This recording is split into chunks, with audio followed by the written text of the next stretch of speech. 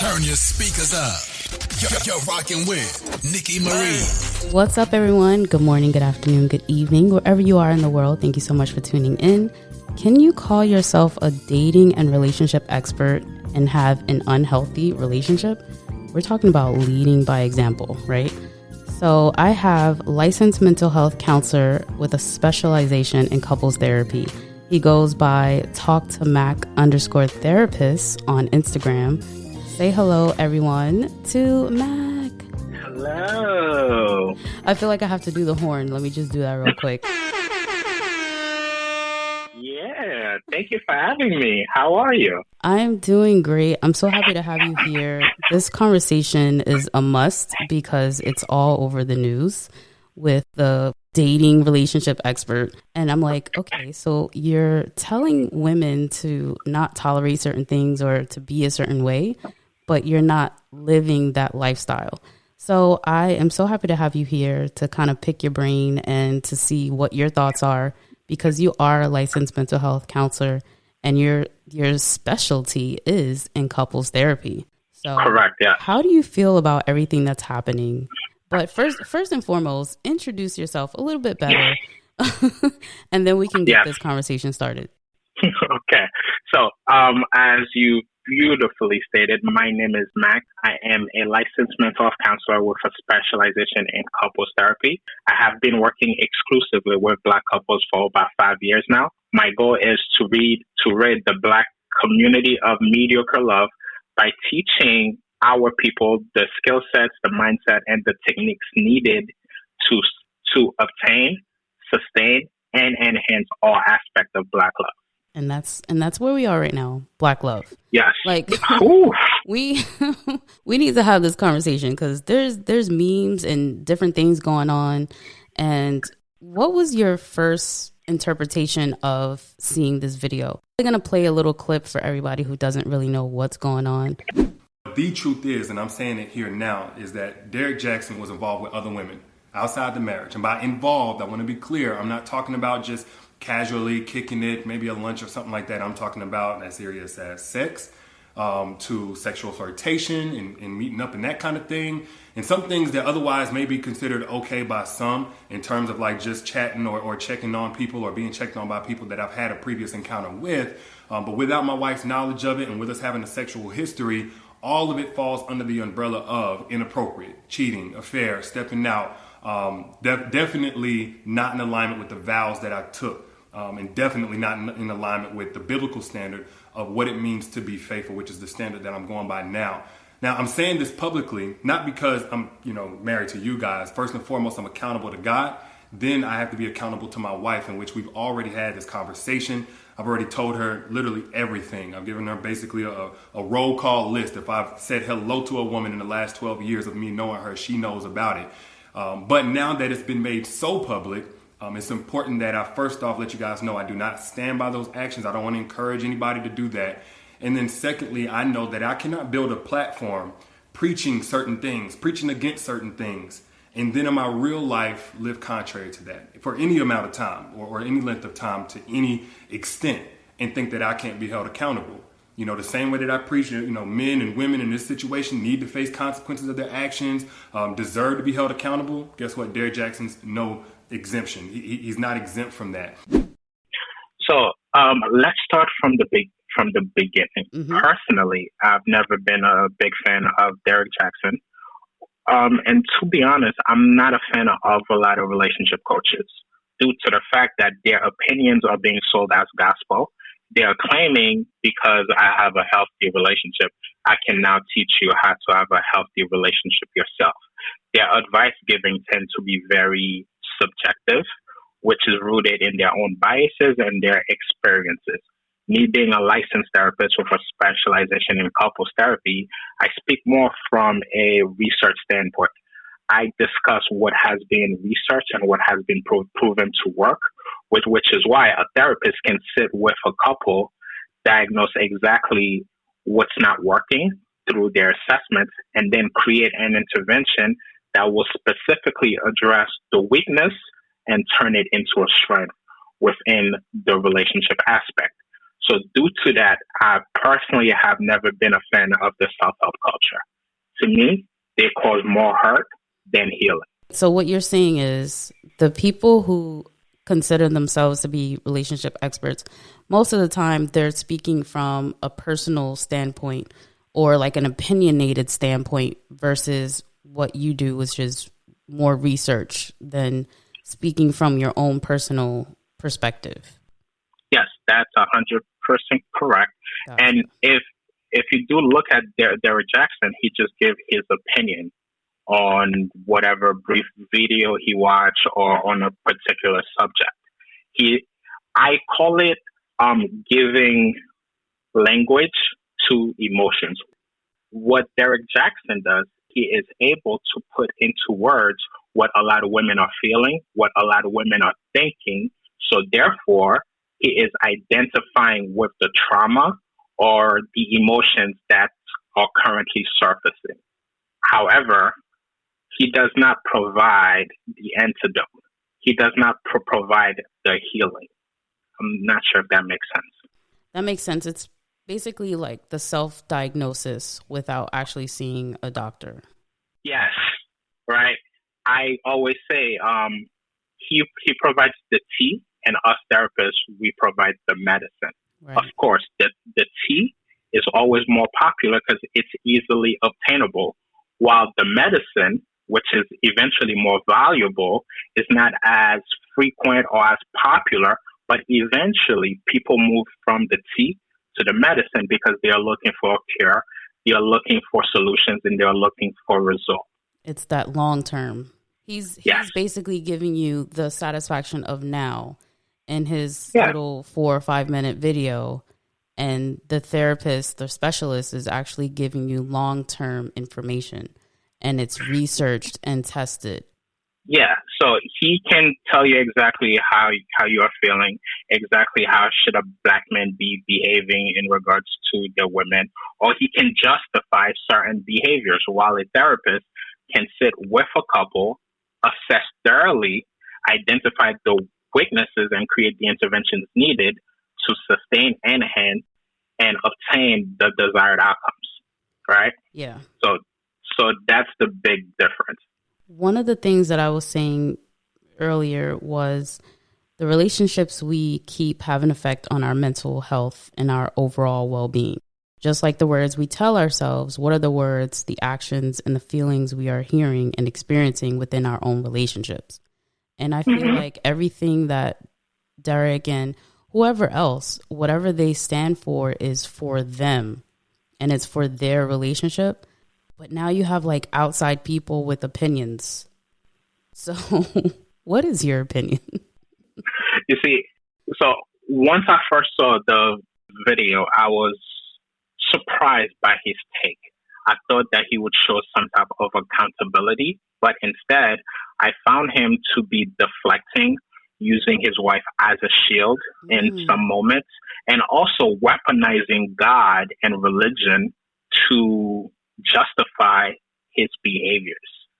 I'm not sure who's on his PR team, but they did a really poor job of executing this apology. Yeah. However, here's what I'm currently having an issue with.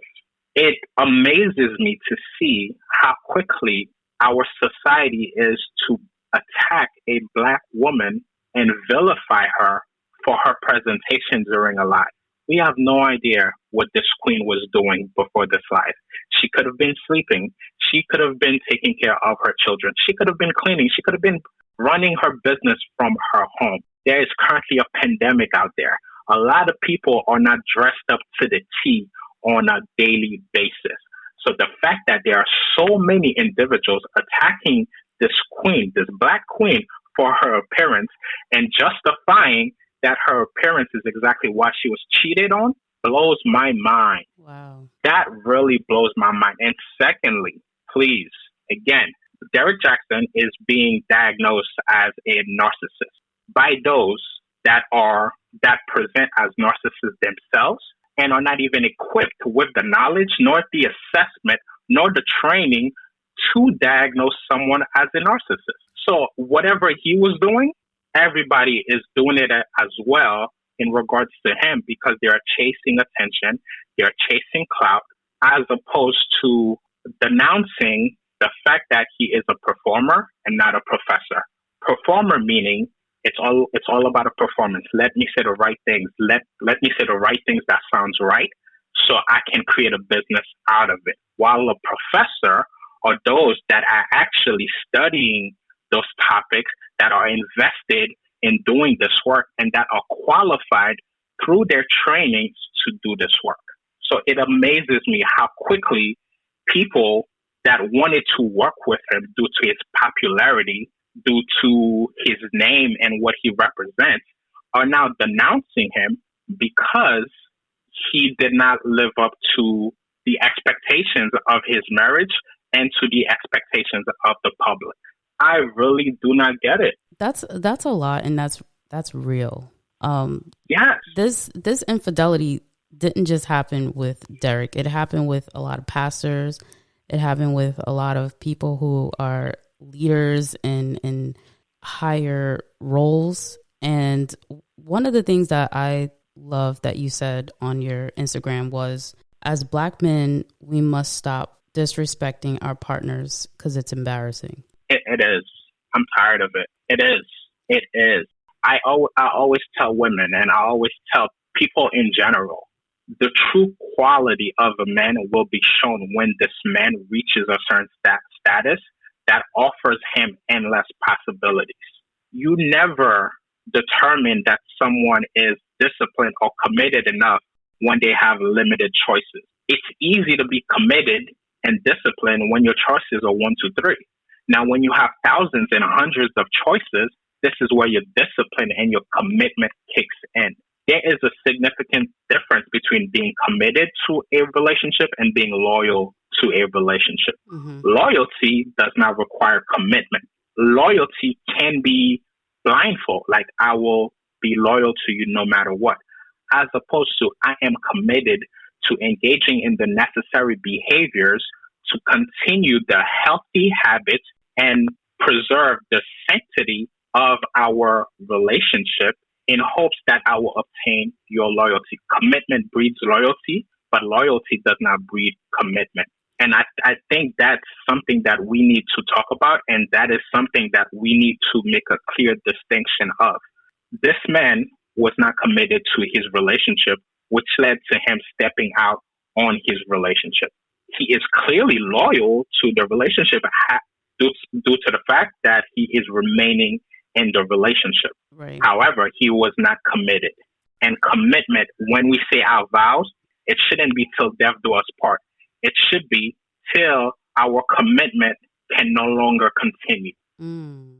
We are allowing a cycle of trauma to continue from generation to generation by engaging in unhealthy behaviors within a relationship and creating more trauma for our partners instead of us engaging in the healing, in the discipline, in the commitment needed to function in a healthy relationship. Well, I know that the Bible defines marriage as a covenant, and when two people are united together, they become one flesh. So anything that someone does, it's like they're doing it not just to you, but they're doing it to themselves as well. So correct. What are some red flags when like that we should be aware of when it comes to your relationship becoming toxic? It's a great question. So if we go back to the term infidelity, and I also feel like that is something that we need to demystify. One thing that I did not see from the video was the accountability from both partners. Based on research, 70% of the time when a partner cheats or have an affair is due to an emotional need that was not being addressed in the relationship. So in order to heal, one, the cheater must take accountability and must be willing to do the work needed to re-earn the trust of their partner. At the same time, the partner must also identify exactly what void was the cheater seeking outside of the relationship and be willing to provide that within the relationship. During the video, Derrick Jaxn spoke of himself. he somewhat took accountability, somewhat, right? However, from the wife perspective, if you guys went through it and healed from it, I would like to know exactly what was he seeking outside of the relationship that was not provided in the relationship, and exactly what is the intervention that's going to lead to that void to now be present and addressed in the relationship. So I watched this video, right? And he spoke about himself in third person. Correct.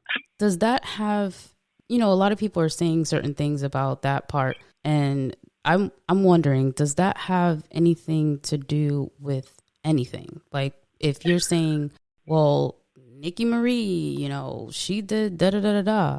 Now, I don't stand by those decisions. Is there a correlation with something going on that's deeper with that when you're speaking about yourself in third person? Oh, of course.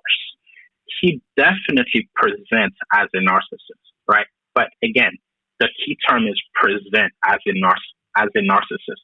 I will never put a label on someone without first meeting with them, holding a number of sessions in which I get to assess and determine their diagnosis, which is what the self-help culture is doing without going through the proper protocol. He does present as a narcissist. He does partake in some very clear narcissistic behaviors. But just because you have narcissistic traits does not determine that you are a narcissist. So him speaking in third person was him deflecting and not taking accountability.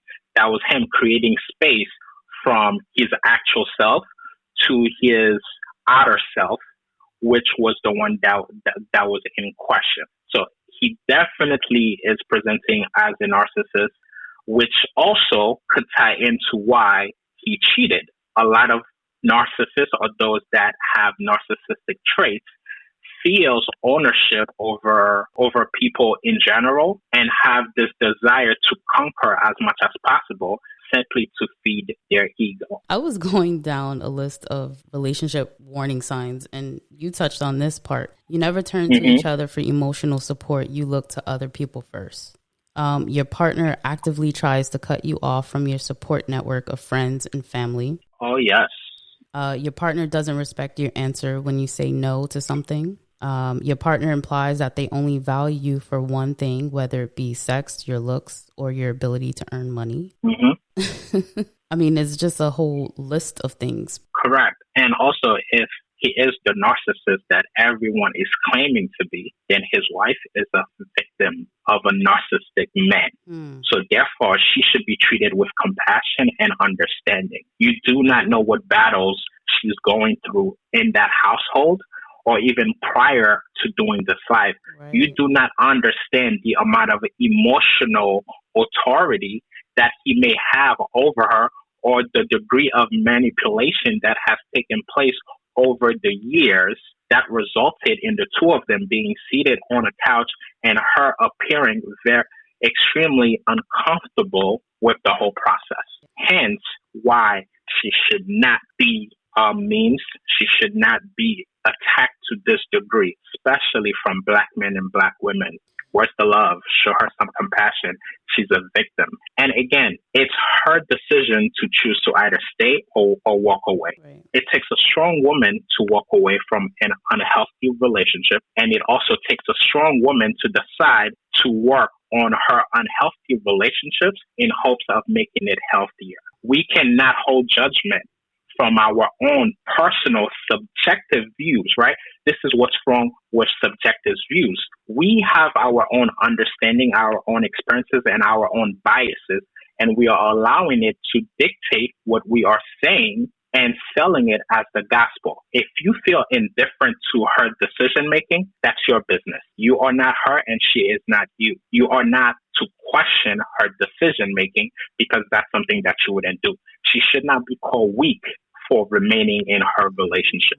For you, it may appear weak, but again, that's your personal preference. Again, stop taking subjective advice and start taking objective advice. Yeah. Objective advice, or I wouldn't even say advice. A therapist does not give advice. A therapist assess, engage, and then treat. Those that are not informed or knowledgeable will just give you their opinions as if it is evidence-based. I talked about the power of forgiveness before. Mm-hmm. You know, I'm a mental health advocate and I believe in forgiveness. And I was saying that the power of forgiveness is with those two people who choose to forgive. And Correct. if she is mentally, emotionally, and spiritually forgiving, then that's between them. I don't think that they should provide people an outline of what certain things happen or when certain things happen and how they healed. And I mean, me personally, I wouldn't have even done the video.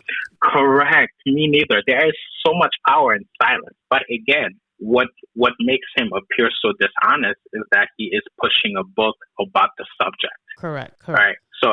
So you're basically using the trauma that you cause within your household as a means to income. That's very narcissistic-like. I mean, there is so much for us to talk about, and I'm glad that you're going to be a frequent speaker on my show.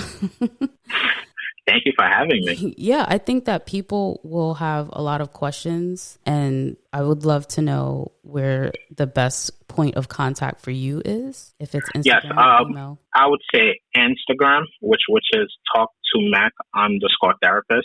You can also email me through my website, which is called therapyisforeveryone.org. And just a little bit of background about your relationship status. I have been with my partner for 8 years. However, that is not the reason why I feel that I am qualified in the realms of relationships. I have gone through extensive training through evidence-based programs to obtain the knowledge that I currently hold.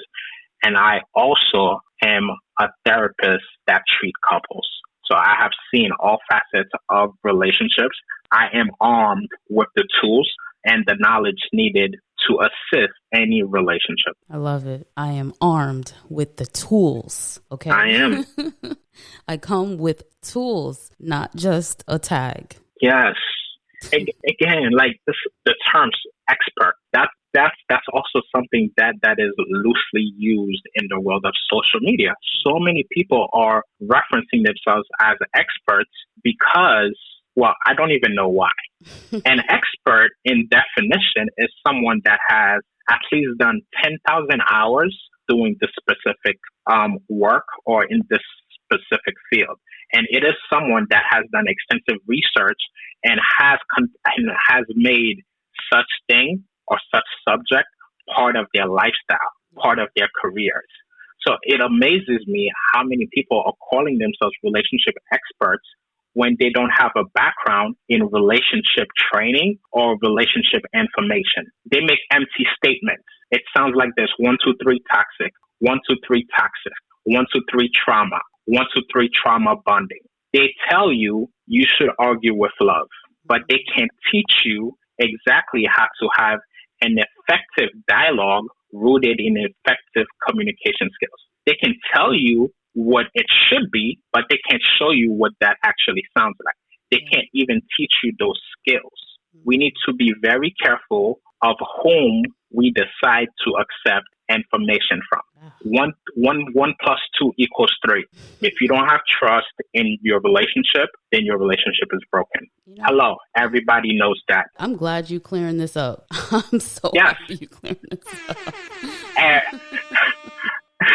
Everybody knows 1 plus 1 equals 2, 1 plus 2 equals 3. Yes, it's amazing to see in writing exactly how you are feeling. Hey, walk away from those that no longer serve you. Yes, that's powerful. Great. However, they are not discussing the attachment that's allowing you to remain with someone that you can deem to be unhealthy for you.